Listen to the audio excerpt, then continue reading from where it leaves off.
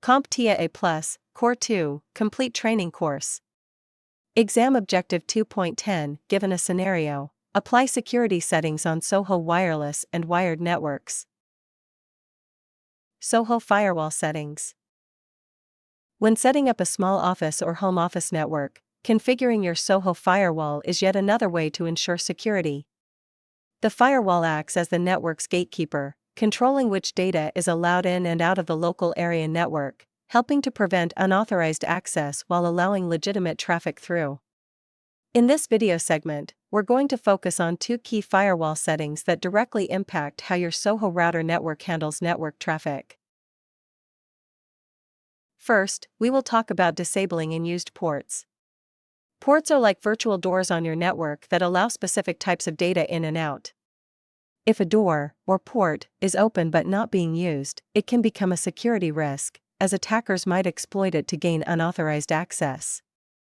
By disabling these unused ports, you're essentially closing those doors, tightening the security of your network and limiting access to only the essential traffic.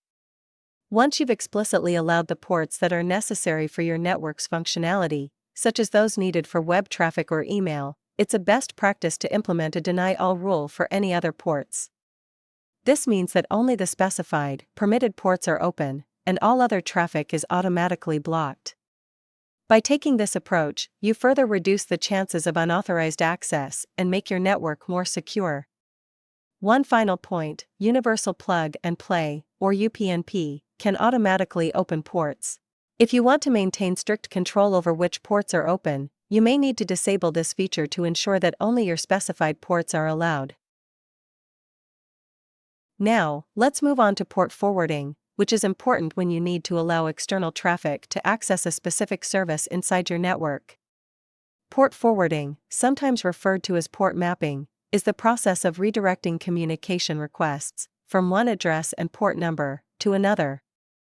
This occurs when data packets are received by the network gateway. To say it another way, port forwarding allows external devices to connect to a particular service or device within your network by mapping the external port to the internal IP address of the device hosting the service. For example, what if your company hosts a public website on an internal server, but customers need to access it from outside the local area network? If that is the case, then port forwarding would ensure that incoming web traffic is routed directly to the web server inside your network.